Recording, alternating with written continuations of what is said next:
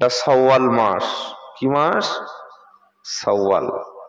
শাওয়াল মাসে নবীজি বলেন, কোন ব্যক্তি যদি রমজানের রোজা রাখার পরে শাওয়াল মাসের সম্মানে 6টি রোজা রাখে, আল্লাহর নবী বলেন ওই ব্যক্তির আমলনামায় সারা বছর রোজা রাখার সওয়াব হয়ে যাবে। কটা? 6টা রোজা পরপর পরপর করতে পারেন শাওয়ালে, আবার একটা দুটো ছেড়ে দিয়েও শাওয়াল মাসে 6টা রোজা করা যায়। আচ্ছা, একটা মেয়ে ছেলে রমজানের 20টা দিন থেকে 26টা দিন পর্যন্ত, রমজান পর্যন্ত তার রোজা ভাঙা পড়েছে, শরীর নাপাক ছিল, রোজা করতে পারে নাই, মাপ ছিল। এখন ঈদের দিন রোজা রাখা হারাম। এই মহিলাটা আগে শাওয়াল মাসের রোজা 6টা করবে, নাকি যে রোজাগুলো তার ভাঙা পড়েছে সেইটা করবে? কোনটা বলতে পারবেন? হ্যাঁ, যে রোজাটা তার রমজানে করতে পারে নাই, শরীর খারাপ ছিল বলে, ওই রোজাটা রমজানের পরে তার এখনো করার, তার উপরে ওয়াজিব, বাধ্যতামূলক। যদিও রোজা ফরজ ছিল, কিন্তু এখন করতেই হবে, বাধ্যতামূলক। ওই কাজা রোজাগুলো করে নেওয়ার পরে তারপরে সে এই নফল রোজাগুলো রাখবে। এখন আমাদের সুযোগ আছে শাওয়ালের 6টা রোজা রাখা। তো রমজান মাস গোটা মাস সুযোগ ছিল, তারাবিতে, ইফতারে, সেহরিতে সুযোগ ছিল। আমরা ঈদের আগে মার্কেটিং করি নাই এমন কোন ব্যক্তি আছে যে মার্কেটিং করেনি? আছে? ছেলের জন্য, মেয়ের জন্য, বিবির জন্য, বাচ্চার জন্য, শালির জন্য, ভাড়া ভাইয়ের জন্য, শ্বশুরের জন্য, সবার জন্য জামা কাপড় কিনে দিয়েছি। আর নিজেও ভালো জামা কাপড় পরে হাসতে হাসতে ঈদের ময়দানে গেছি। কিন্তু সারা মাস আমার রোজা, সেহরি, তারাবি, ইফতার এগুলো কি আল্লাহকে বুঝিয়ে দিতে পারবো যে হ্যাঁ আল্লাহ সবগুলো কমপ্লিট করে এসেছি? চাঁদ রাতে মুসলমান লাইটিং করে, বড় বড় অনুষ্ঠান করে, নিজের আমল সম্পর্কে আল্লাহর কাছে কতটুকু পেশ করতে পারবো এটা ভাববেন বসে বসে। ওমর ফারুক রাদিয়াল্লাহু তাআলা নাম শুনেছেন বাবা? শোনেন নাই? নবীর একজন জান্নাতি সাহাবা ছিল, বলুন সুবহানাল্লাহ, যার সম্পর্কে কোরআনে 10টি আয়াত আল্লাহ নাজিল করেছে। এই ওমর ফারুক রাদিয়াল্লাহু তাআলা আনহু ঈদের আগের রাত্রে, মার্কেটিং করার রাত্রে, কেনাকাটা করার রাত্রে, মেয়েরা যে হাতে মেহেন্দি পরে সেই রাত্রে ওমর ফারুক ঘরের দরজা বন্ধ করে দিয়ে ভিতর থেকে আল্লাহর কাছে কান্নাকাটি শুরু করেছে। আবু বকর সিদ্দিক গেল ওমর ফারুকের বাড়ি গিয়ে সালাম দিল, আসসালামু আলাইকুম ওমর। আমরা কি বলি? বাড়ি আছিস? পিছন থেকে এমন করে ঘরের পিছন থেকে ডাকছে, এটা হচ্ছে অশিক্ষিত মূর্খর মতো কাজ। কোন ব্যক্তির বাড়ির বাইরে থেকে চিল্লাচিল্লি করে ডাকা, নাম ধরে ডাকা, সে ঘুমাচ্ছে কি জেগে আছে, কোন হালতে আছে না জেনে বাড়ির পিছন থেকে বা সামনে থেকে, এটা হচ্ছে ভদ্রতার খেলাফ। সুন্নাত তরিকা কি? আসসালামু আলাইকুম জিয়ারুল, আসসালামু আলাইকুম মনিরুল, আসসালামু আলাইকুম সাইফুদ্দিন, আসসালামু আলাইকুম ইলিয়াস, আসসালামু আলাইকুম সুলাইমান, আসসালামু আলাইকুম জয়নাল। বাড়িতে আছো ভাই? আমি এসেছি তোমার সঙ্গে কথা বলতে, এটাই হলো সুন্নাত। মনে থাকবে ইনশাআল্লাহ, আমল করবো ইনশাআল্লাহ। আবু বকর সিদ্দিক গেল, বলল আসসালামু আলাইকুম ইয়া উমার। ভিতর থেকে আওয়াজ আসছে শুধু কান্নার, বারবার সালাম দিচ্ছে, কান্নার আওয়াজ আসছে। আবু বকর সিদ্দিক ভাবলেন চাঁদ রাতে তো কাঁদে কেন, কি সমস্যা হয়েছে কিছু বুঝতে পারলাম না। অনেকক্ষণ পরে ভিতর থেকে দরজা খুলে গেল, দেখতে পেল আবু বকর সিদ্দিক ওমর ফারুক রাদিয়াল্লাহু তাআলা আনহুর চক্ষুটা ভিজে ভিজে পানিগুলি দাঁড়িয়ে দিয়ে জমিনে পড়ছে। সুবহানাল্লাহ ওয়া বিহামদিহি, বলুন না সুবহানাল্লাহ। আচ্ছা, আপনারা বিয়ে করেছেন বাবা? যারা বয়স্ক লোক আছে কথা বলেন। যদি কোনো ছেলে বিয়ে করতে গিয়ে একদম বর রেডি, এবার বিয়ে পড়ানো হবে, ওই সময় যদি চিক মেরে কেঁদে ওঠে, মেয়ের বাপ ভালো বলবে তো? কথা বল, কি বলবে? ভাববে যে একে মনে হয় জোর করে বিয়ে পড়ানো হচ্ছে, বলবে না? বলবে না? তবে মেয়েরা বিয়ের সময় একটু কাঁদে, কাঁদে না? আচ্ছা, ওই যে কান্নাটা বিয়ের সময় কাঁদে, ওটা কি দুঃখের কান্না না আনন্দের কান্না? আনন্দের কান্না। শ্বশুর বাড়ি যাওয়ার আগে গলা জড়িয়ে ধরে, ভাইয়ের, মায়ের, ভাবি, চাচি সবার গলা জড়িয়ে ধরে। কেন ধরে? আনন্দ। একদিকে বাড়ি ছেড়ে যাওয়ার কষ্ট, আর একদিকে শ্বশুর বাড়ি যাওয়ার আনন্দ। কান্না দুরকম আছে কিন্তু, একটা কষ্টের কান্না, আরেকটা আনন্দের কান্না। আনন্দেও কান্না আসে, আপনার হয়তো অনেকের এরকম পরিস্থিতি হয়নি, আনন্দেও মানুষের কান্না আসে, এত পরিস্থিতি তৈরি হয়ে যায়। কিন্তু সেদিন ওমর ফারুক যে কান্নাটা কাঁদছিল, ওটা হচ্ছে দুঃখের কান্না, নিজের কষ্ট, নিজের আফসোস। আবু বকর সিদ্দিক বলছেন, কাঁদছেন কেন? আজকে তো চাঁদ রাত কাঁদতে নাই। আবু বকর সিদ্দিক বললেন, উমার, একবার মদিনার বাজারটা দেখো, মেয়েরা হাতে মেহেন্দি করছে, ছেলেরা রাস্তায় কিভাবে আনন্দ করছে। মদিনার প্রত্যেকটা ব্যক্তি আগামীকাল নতুন জামা কাপড় পরে ঈদের ময়দানে যাবে, আনন্দ করবে, কোলাকুলি করবে, সবাই আনন্দে ঈদ উদযাপন করবে। আজকে রাত্রে তো কান্নার রাত না, আপনি কেন কাঁদেন? ওমর ফারুক বললেন, আবু বকর, যারা আনন্দ করছে, মেহেন্দি পড়ছে, নতুন কাপড় হাতে, নতুন পোশাক পরছে, তাদের জিজ্ঞাসা করো তাদের 30টা রোজা কবুল হয়েছে কিনা, 30টা তারাবি কবুল হয়েছে কিনা, সাহারি গুলো কবুল হলো কিনা, ইফতার গুলো কবুল হলো কিনা, রমজানে লাইলাতুল কদর তারা জাগতে পেরেছে কিনা, তারা কোরআন পড়তে পেরেছে কিনা। আমি ওমর জানি না আমার রোজাগুলো কবুল হলো কিনা, আমার তারাবি গুলো কবুল হলো কিনা, আমার সাহারি ইফতার গুলো কবুল হলো কিনা। কাল কিয়ামতের দিন আল্লাহ যদি জিজ্ঞাসা করে, ওমর, তোমার রমজানের রোজাগুলো কবুল করলাম না, তোমার ইফতার তারাবি সাহারি গুলো কবুল করলাম না, এটা বললে আমি ফিরে এসে আমল করার সুযোগ পাবো না। এজন্য আমি কেঁদে কেঁদে আমার আল্লাহকে রাজি করাই।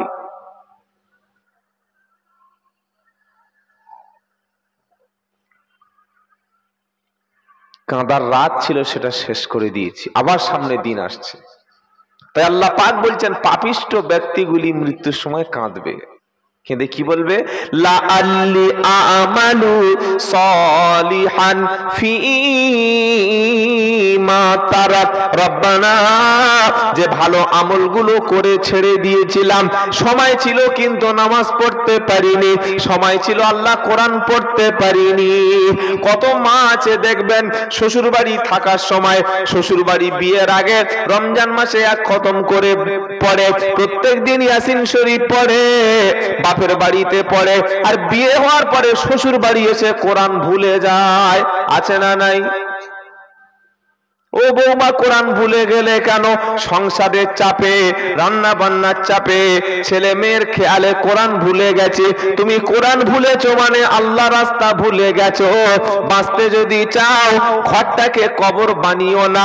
কবর হলো সেটা যেখানে কোরআন পড়া হয় না। প্রত্যেক দিন ঘরের মধ্যে কোরআন বেশি বেশি করে পড়ো, কারণ যে ঘরে কোরআন তেলাওয়াত হয়, ওই ঘরে আমার আল্লাহর গজব থাকে না, ওই ঘরে রহমতটা নাজিল হবে।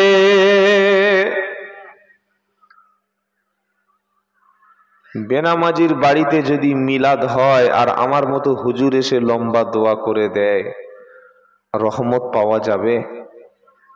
যার বাড়িতে পেশাব করে পানি নেওয়ার লোক নাই, যার বাড়িতে বাপ মার ভাত দেওয়ার মতো কোনো ছেলে নাই, যার বাড়িতে জীবনে একক নামাজ কেউ পড়ে না, যার বাড়িতে কোনো মেয়ে পর্দায় থাকে না, যার বাড়িতে গান বাজনায় পুরো খ্রিস্টান ইহুদি কাফেরের মতো হয়ে গেছে যার ঘরটা, ওই ঘরের সামনে যদি চেয়ার ফেলে মিলাদ করে আর একটা গরু জবাই করে 200 লোক খাওয়াই, কাজ হবে বলে কিছু মনে হচ্ছে আপনাদের? এই বলেন না, কিন্তু আমরা বলি না। বললে আর যদি মিলাদ ফিলাদে না ডাকে, পয়সা যদি না দেয়, গরুর মাংসটা যদি ভালো না খাওয়া হয়, মিলাদ তো তার বাড়ি কবুল হবে, মিলাদ তো তার বাড়িতে কবুল হবে যার বাপ মা ঠিক মতো দুটো খেতে পায় ছেলের হাতে। যে ঘর থেকে বার হওয়ার সময় সালাম দিয়ে বার হয়, যে ঘর থেকে বার হওয়ার সময় বিবিকে পর্দার সঙ্গে বোরকা হিজাব পরিয়ে রাস্তায় বার করে, যার বাড়িতে গান বাজনা কোনো বাজে অনুষ্ঠান হয় না, ওই বাড়িতে মিলাদ হলে দোয়া হলে তবে কবুল হবে। কথা মনে থাকবে ইনশাআল্লাহ। পাপিষ্ট বেঈমান কাফেরগুলি বলবে আল্লাহ একবার সুযোগ দাও, ভালো কাজ সব করে আসবো, যেগুলো ছেড়ে এসেছি সবগুলো করব। সেদিন আল্লাহ কি বলবে জানেন? কাল্লা, কখনো না। ইন্নাহা কালিমাতুন হুয়া কাইলুহা ওয়া মিন ওয়ারাইহিম বারযাখুন ইলা ইয়াউমি ইবআসুন। আল্লাহ পাকের কাছে বান্দা সারেন্ডার হয়ে বলবে, রব্বানা একবার তুমি সুযোগ দাও, ভালো কাজগুলি সব করে আসবো। আল্লাহ পাক শোনাবে, কাল্লা, কখনো না। ইন্নাহা কালিমাতুন হুয়া কাইলুহা, এটা তোমার মুখের বাণী, বলার দরকার তুমি তাই বলছো। 60 বছর 80 বছর হায়াত পেয়েছো, কোনদিন আমি তোমার মুখে জীবনে কলেমা পড়তে শুনিনি। চায়ের দোকানে মুসলমানরা বসে বসে চা খায়, চায়ের দোকানে মুসলমানরা বসে বসে চা খায়। কোনদিন শুনেছেন কোন মুসলমান চায়ের দোকানে বসে তার কানের কাছে বসে কলেমা পড়ছে, চা খাচ্ছে, লা ইলাহা ইল্লাল্লাহ, লা ইলাহা ইল্লাল্লাহ। এ ভাই কলেমাটা ভালো করে শুনে নে, লা ইলাহা, আমি চা খাচ্ছি তো চা খাচ্ছি, শোন না কলেমাটা, লা ইলাহা ইল্লাল্লাহ। শুনেছেন? এই বলেন শুনেছেন? হ্যাঁ মানে বলবেন তো না। 4টে ছেলে বসে তাস খেলছে রাস্তার পাশে, একটা নামাজি লোক মসজিদ থেকে বার হয়েছে, পাশের আড্ডায় ছেলেদের কাছে গিয়ে বলে, শুনেছেন? লা ইলাহা ইল্লাল্লাহ। এই ছেলেটা পড়ো, পাশের আড্ডায় গিয়ে বলছে, লা ইলাহা ইল্লাল্লাহ, লা ইলাহা ইল্লাল্লাহ মুহাম্মাদুর রাসূলুল্লাহ সাল্লাল্লাহু। শুনেছেন? এই শুনেছেন এরকম কোনদিন বলেছে? বলেনি। তাসের আড্ডায় যারা কলেমা জানে না তাদের শোনানো হলো না। মদখোর মদকে বাড়িতে ফিরে এসে বিবিকে যখন রাত্রে পিটছে, আমরা কি করি? ওর ঘরে ঝামেলা, ও বুঝে নিক, আমাদের কথা বলার দরকার নাই, বলি না বলি না। জোরে বলেন। এটা কিন্তু ইমানদারদের কথা না। ইমানদার তো তারা সৎ কাজের আদেশ এবং অসৎ কাজের নিষেধ করে যারা, প্রকৃত আল্লাহর কাছে ইমানদার ব্যক্তি হলো তারা।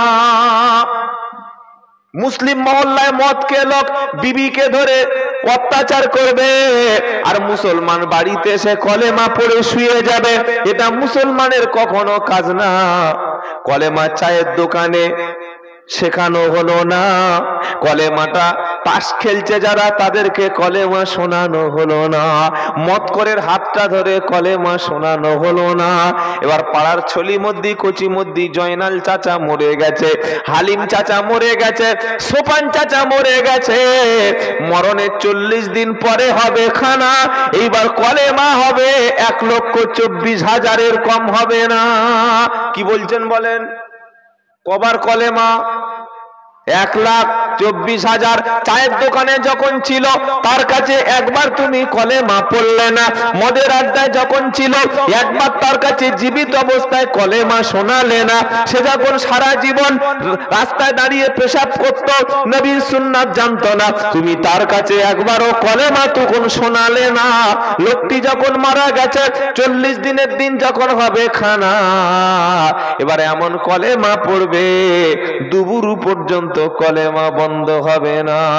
ভেবে বলো, জ্যান্ত লোকের কাছে কলেমা শোনানোটা বেশি জরুরি ছিল না মরে গিয়ে লোকটা এবার জাহান্নামে গেল, এবারও তার কবরের কাছে গিয়ে বলছে 1,24,000 হলো। উচিত কোনটা ছিল ভেবে দেখবেন।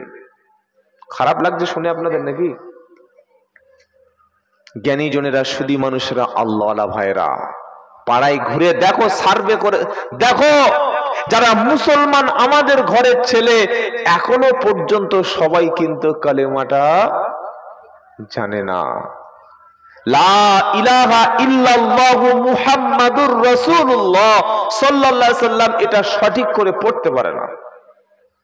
এই মজলিসে হয়তো এরকম লোক আছে, থাকলে আল্লাহ মাফ করুক, যে এখানে দাঁড়িয়ে বা এই জায়গায় বসে যদি বলি তুমি তো মুসলমানের ছেলে, বলবে হ্যাঁ। আল্লাহকে বিশ্বাস করো, হ্যাঁ। কোরআন বিশ্বাস করো, হ্যাঁ। রসুলকে বিশ্বাস করো, হ্যাঁ। নামাজ পড়ো, মাঝে মাঝে পড়ি। তো বাবা নামাজ যখন পড়ো, নামাজের মধ্যে সূরা ফাতিহা পড়তে হয় না, হয় না?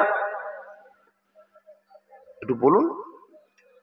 লা সালাতা লিমান লাম ইয়াকরা বিফাতিহাতিল কিতাব, সূরা ফাতিহা ছাড়া নামাজ হবে না। তো যারা আমরা এখানে বসেছি জলসার উদ্দেশ্য করে আল্লাহ রসুলের কথা শুনবো বলে, আমাদের পাড়ায় যে ছেলেগুলো আছে প্রত্যেকটা ছেলেকে, যাদের অ্যাডাল্ট সাবালক হয়ে গেছে যে নারীগুলো আছে, সবার উপরে যেমন নামাজ পড়া ফরজ, নামাজের জন্য বাধ্যতামূলক কোরআন পড়া ফরজ, আর কোরআনের মধ্যে বাধ্যতামূলক সূরা ফাতিহা পড়া ফরজ। এই সূরা ফাতিহাটুকু সব মানুষ কি আজও পর্যন্ত সহি করে তেলাওয়াত করতে পারে? হ্যাঁ বা না একটু বলুন, বলেন না।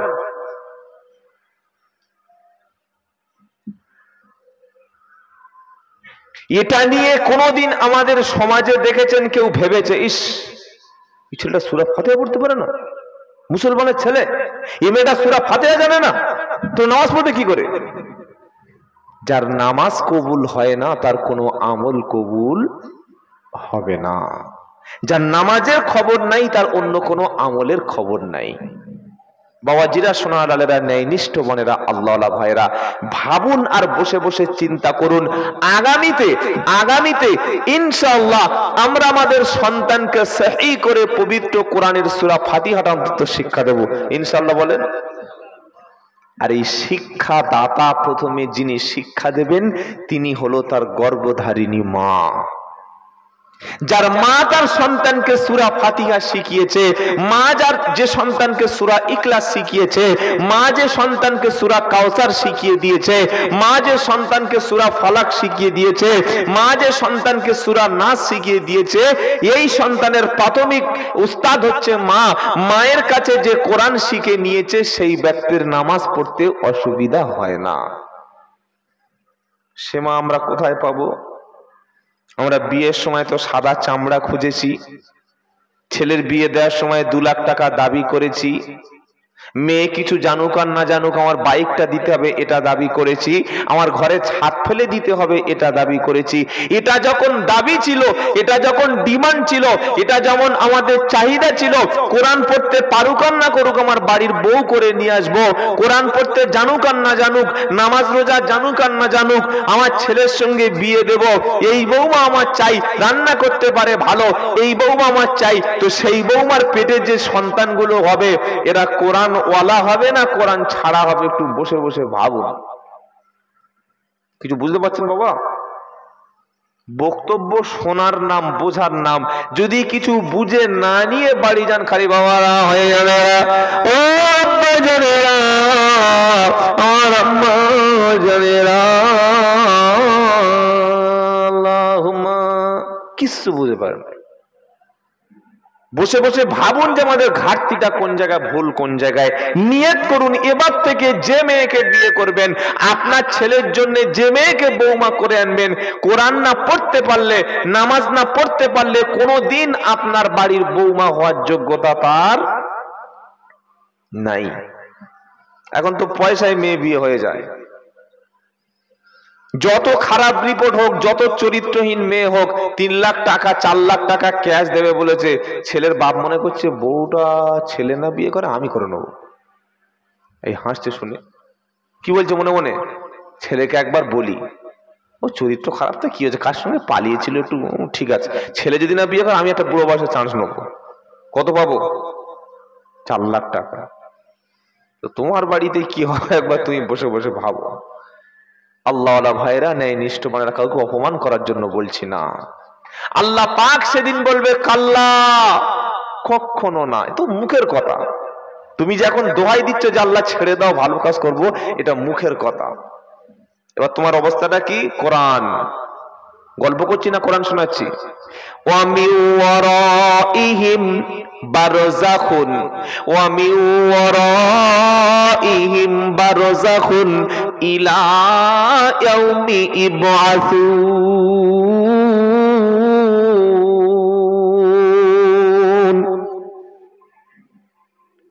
সারা জীবনে নেককার হওয়া যার সম্ভব হলো না, এই ব্যক্তির মৃত্যুর পরে আল্লাহ পাক বলবে বান্দা, কিয়ামত পর্যন্ত একটা পর্দা টাঙিয়ে দিলাম। একটা হচ্ছে রূহের জগৎ, যে জগতে আমরা ছিলাম সবাই, ওই জগৎটার নাম ছিল আলমে আরোহা, যার অর্থ হলো রূহের জগৎ, সেখানে সবাই ছিলাম। আরেকটা বর্তমান দুনিয়া, আরেকটা জগৎ আছে যেটাকে বলা হয় আলমে বারজাক, অর্থাৎ বারজাকের জিন্দেগি, পরবর্তী কবরের জিন্দেগি। একবার যদি মারা যায়, কিয়ামত পর্যন্ত ওর আর অন্য কোনো ভালো হওয়ার রাস্তা জীবনে থাকবে না। সামনে পর্দা টাঙিয়ে দেওয়া হবে, কবর পর্যন্ত তাকে নিয়ে যাওয়া হবে। এবার কবরে তার ঠিকানা যখন হয়ে গেল, হাসরের ময়দানে ফাইদা নুফিখা ফিস-সূরি ফালা আনসাবা বাইনাহুম ইয়াউমাইদি ওয়ালা ইয়াতাসাআলুন।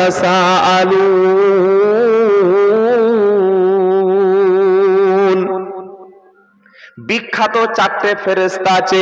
একটা ফেরেশতার নাম হলো জিব্রাইল, আরেকটা ফেরেশতার নাম হলো ইসরাফিল, আরেকটার নাম হলো মিকাইল। 4 নম্বরের নাম বলেন না। 4 নম্বর ইসরাফিল তো বললাম।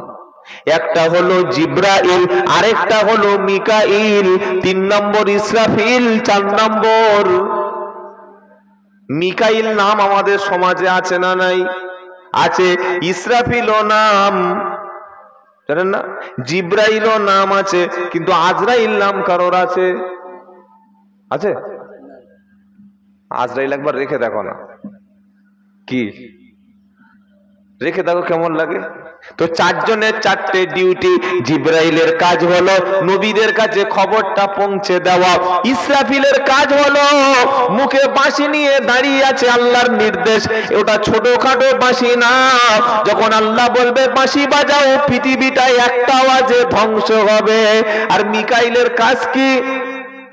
বৃষ্টি বর্ষণ করা, হাওয়া প্রেরণ করা। নন্দীগ্রামে বৃষ্টি হবে, কতক্ষণ বৃষ্টি হবে? মেঘ ছিল তমলুকে, মেঘ ছিল কেশপুরে, মেঘ ছিল আপনার কি বুঝলেন বর্ধমানে, মেঘ ছিল হাওড়াতে। কয়েক মুহূর্তের মধ্যে আল্লাহ বলল মিকাইল মেঘটা টেনে নিয়ে যা। পুরো নন্দীগ্রামের উপরে মেঘটা দিয়ে কিছুক্ষণ পরে মুষলধারায় বৃষ্টি বর্ষণ করে দে। এই কাজটা যিনি করেন তার নাম কি? মিকাইল। আর যে বাঁশিতে ফুঁক দেবে বলে দাঁড়িয়ে আছে তার নাম হলো ইসরাফিল। আর আমাদের কাছে এসে টুটি চেপে নিয়ে জীবনটা নিয়ে যাবে, তার নাম হলো আজরাইল। আহা হা। তো ইসরাফিল আলাইহিস সালাম সম্পর্কে আল্লাহ বলছে, কি বলছে? ফাইদা নুফিখা ফিস-সূরি ফালা আনসাবা বাইনাহুম ইয়াউমাইদি ওয়ালা ইয়াতাসাআলুন।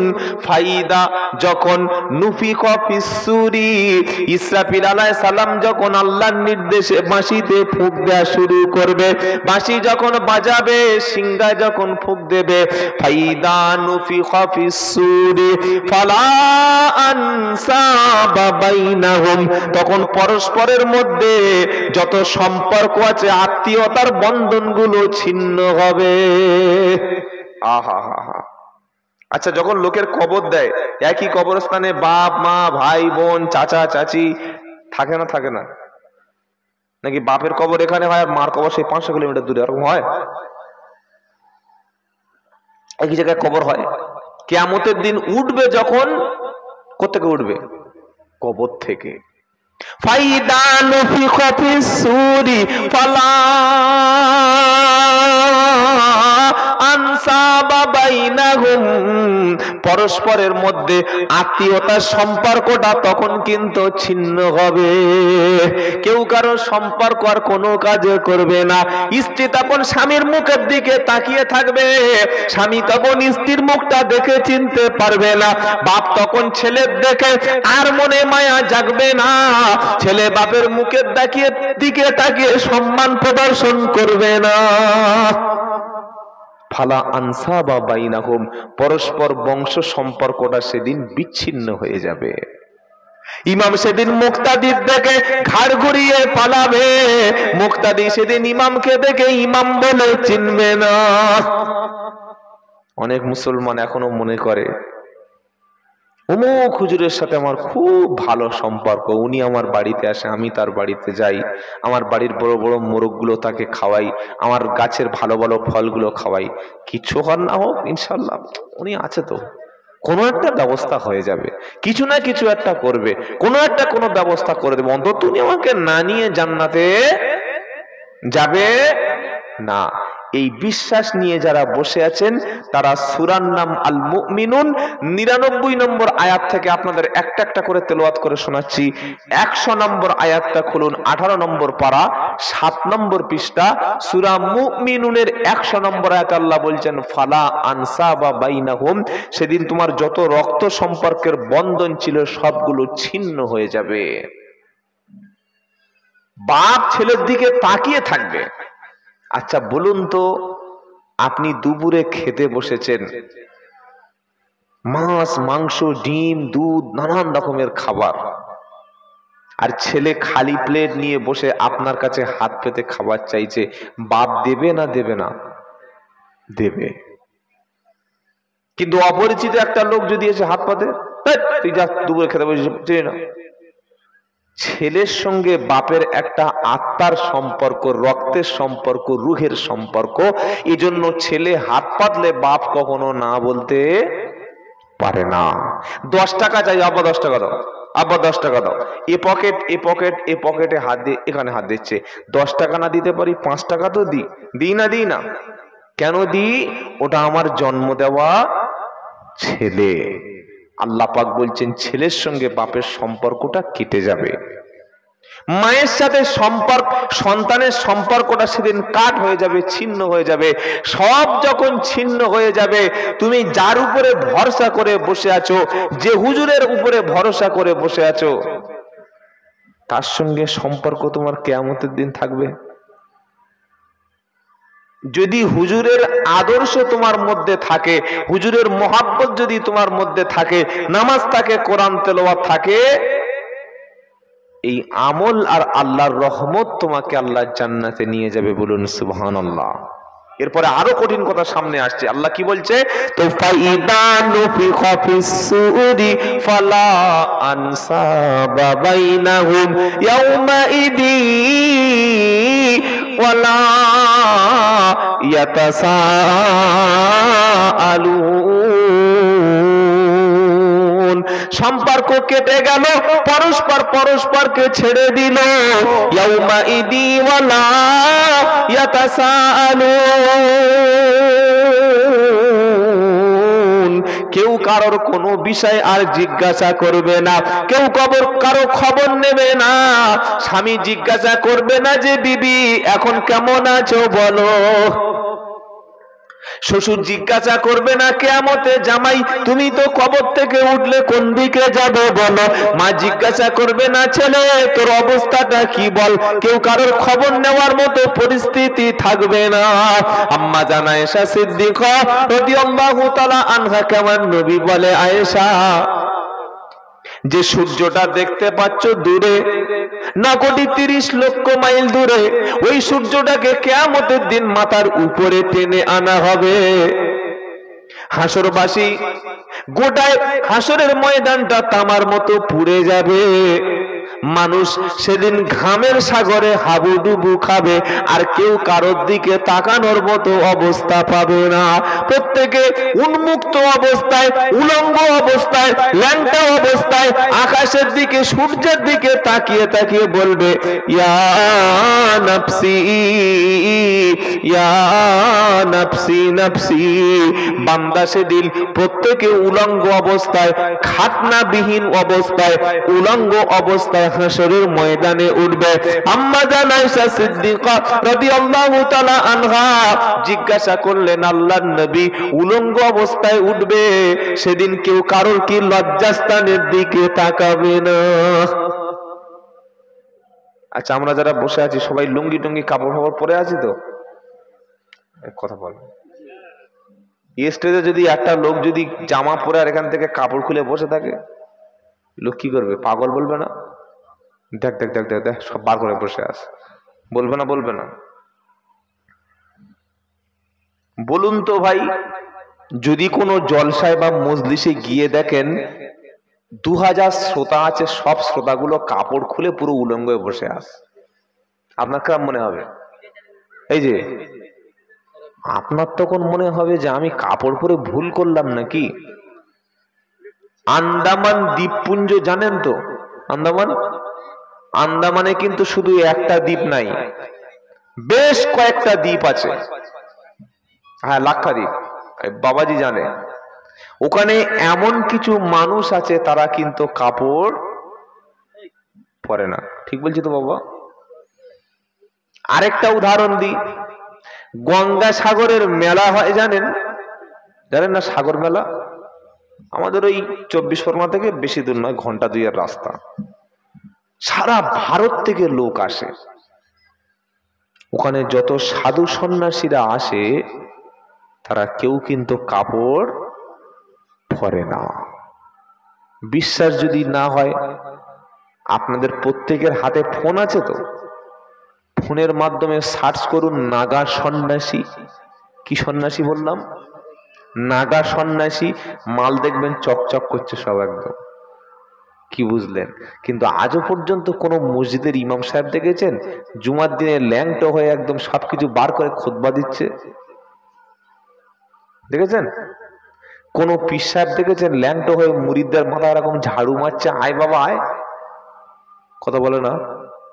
হ্যাঁ না বলবেন তো? দেখে থাকলে বলুন, তাহলে আমি একটু গিয়ে দেখে আসি কিরকম মাল সে। দেখেছেন না? কোন মুফতি সাহেব দেখেছেন বাড়িতে বসে বসে উলঙ্গ হয়ে সব লোকের কাছে? না। বলুন আলহামদুলিল্লাহ, ইসলাম গ্রহণ করেছি তাই আমরা কাপড় পরা শিখেছি এবং সুন্নাত তরিকা অনুযায়ী চলি। বলুন সুবহানাল্লাহ।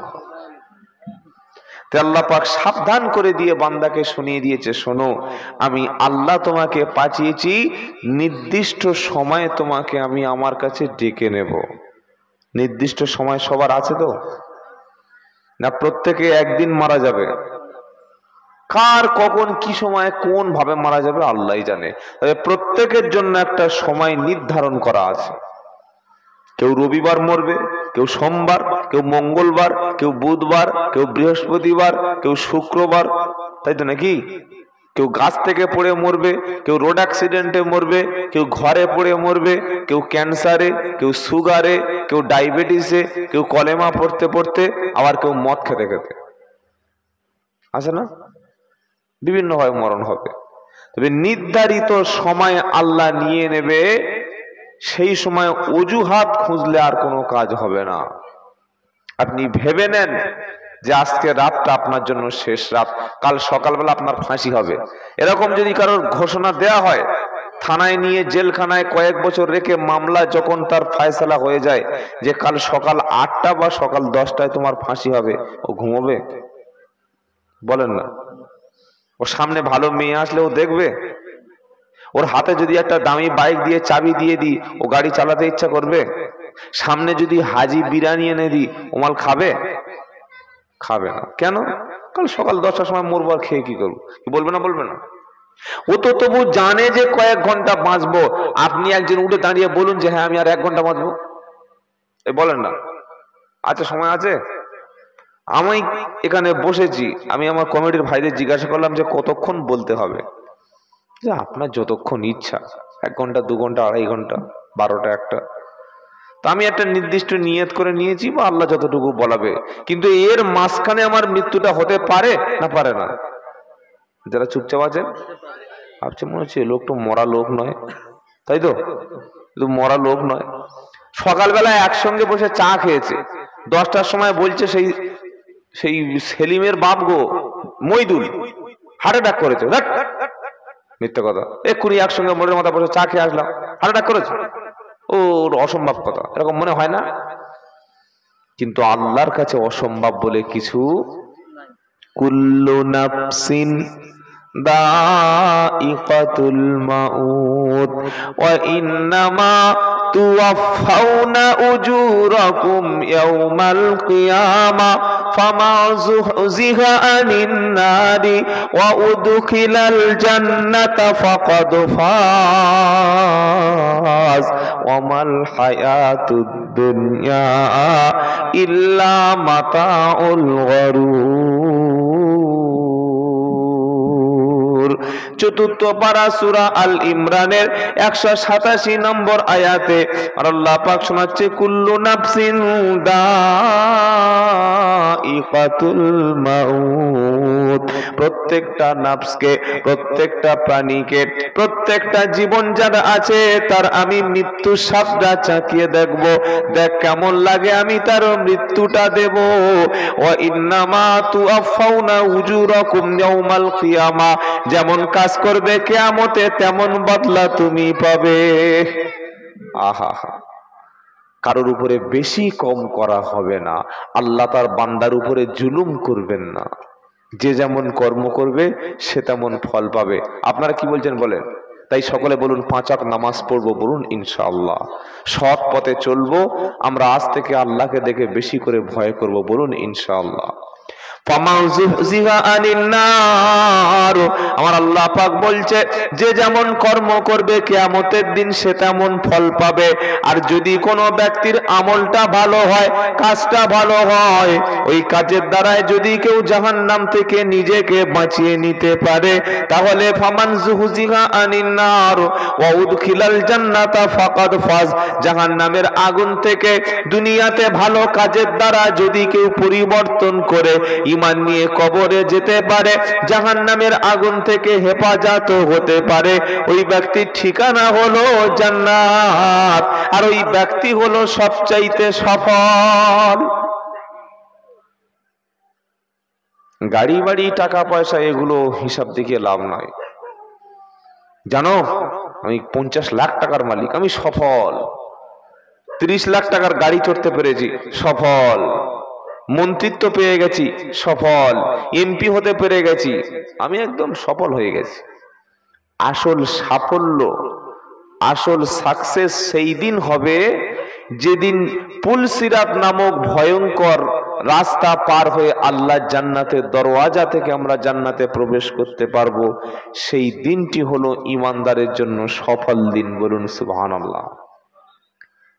তার আগে যা কিছু দেখছেন সব ধোঁকা, সব মাটির সাথে মিশে যাবে। আল্লাহু আকবার।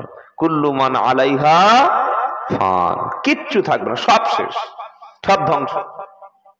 শুধু মিথ্যে মরিচিকার পিছনে আমরা ছুটে ছুটে জীবন শেষ করে দিচ্ছি ভাই। তাই আমরা আর যেন ভুল না করি। যেটা শোনাচ্ছিলাম, আল্লাহ তাআলা আমাদের ভালোবেসে বান্দা হিসাবে পৃথিবীতে পাঠিয়েছেন, আর কবরে যাওয়ার সময় বান্দা হিসাবে আমাদেরকে যেতে হবে। একটা আল্লাহর বান্দা আর একটা শয়তানের গোলাম, শয়তানের বান্দা। আল্লাহর বান্দা কারা? আল্লাহর হুকুমের গোলামি করে জীবন যাপন করে যারা, আল্লাহর হুকুমের গোলামি দাসত্ব করে জীবন কাটায় যারা, আল্লাহর বান্দা হলো তারা। আর মুসলমানের ঘরে জন্ম নিয়ে ইসলাম নামক শ্রেষ্ঠ ধর্ম জানার পরে আমল করতে পারে না যারা, সবচাইতে বড় হতভাগ্য কপাল পড়া তারা।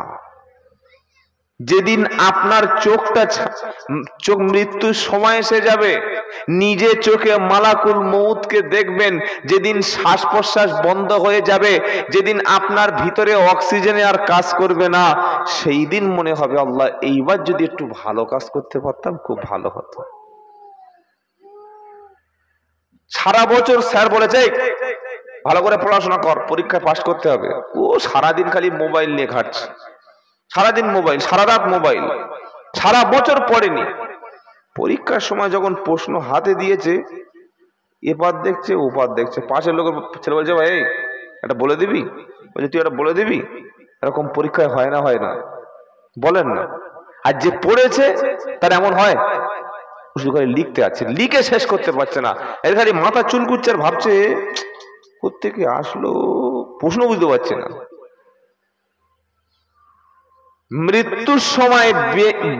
মৃত্যুর সময় পাপিষ্ঠ ব্যক্তিগুলি সেদিন আফসোস করবে, করে কি বলবে জানেন? আল্লাহ পাক শোনাচ্ছে, হাত্তা ইদা জাআ আহাদাকুমুল মাউতু ক্বালা রাব্বি রজিউন। আহা, কি কঠিন কথা। মৃত্যুর সময় গুনাহগার ব্যক্তি আফসোস করে বলবে, যখন এই পাপিষ্ঠ ব্যক্তি কাফেরের মৃত্যুর সময় হবে, সে আফসোস করে বলবে আল্লাহ রব্বির জিউন, আমাকে একবার পৃথিবীতে ফেরত পাঠিয়ে দিন, আমাকে একবার ছেড়ে দিন, সুস্থ করে দিন, হায়াতের জিন্দেগিতে একবার আমাকে ছুটি দিন। 60টা বছর বেঁচেছিলাম, 45 বছর বেঁচেছিলাম, জীবনে আপনার জন্য কোনো ভালো কাজ করতে পারলাম না। একবার সুযোগ যদি পাই, একবার যদি আমি বাঁচতে পারি, দাঁড়াতে পারি, যত ভালো ভালো কাজ আছে সব কাজগুলো আমি করে নেব। ফজর পড়ব, জোহর পড়ব, আসর পড়ব, মাগরিব এশা বাদ দেব না, এমনকি তাহাজ্জুদের নামাজটা আমি আজ থেকে কাজা করব না। কে বলবে? যারা নামাজ কাজা করে। দুনিয়ার সব কাজের সুযোগ হয়, যাদের হাতে নামাজের সময় নাই তারা মৃত্যুর সময় আফসোস করবে। রমজান মাস পেয়ে যে ব্যক্তি রোজা করতে পারলো না, মৃত্যুর সময় আফসোস করে বলবে রব্বানা একবার আমাকে সুস্থ করে দুনিয়াতে ফেরত পাঠাও, এবার সারা বছর রোজা রাখবো, দিনের বেলা খাবো না, এমন রোজা করব জীবনে আর কোনোদিন রোজা কাজা করব না। আল্লাহ গো একটু সুযোগ দাও। আমাদের সামনে গুনাহ মাফের সুযোগ ছিল না ছিল না? বলেন না। তারাবিতে সুযোগ ছিল কোরআন শুনে নেকিটা বাড়িয়ে নেওয়া, সাহারিতে সুযোগ ছিল সাহারি করে আল্লাহকে খুশি করা, ইফতারের সুযোগ ছিল ইফতারের সময় দোয়া কবুল হয়। কখন? ইফতারের সময়। ইফতারের সময় দোয়া করেছি বাবা? বলেন না। খাওয়ার নিয়ে ব্যস্ত, 14টা আইটেম, ছোলা, মুড়ি, খেজুর, তারপরে পেঁপে, আনারস, ডালিম, লিচু, তাই তো? তারপরে নানান রকমের ফল, জুস, কোল্ড ড্রিঙ্ক, ছোলা, মুড়ি, খেজুর, কি খাবে? খালি একবার আজান দিলে হয়, যেই আজান শুরু এদিকে ইঞ্জিন শুরু হয়ে গেছে। মুয়াজ্জিন আজান দিয়েছে, দেখছে পেট এরকম হয়ে গেছে খাওয়ার ঠেলায়, এত খাওয়া খেয়েছে। তারাবি পড়তে গিয়ে শুধু খালি ঢেকুর উঠছে, টক ঢেকুর উঠছে। হয়েছে এরকম কারোর সাথে?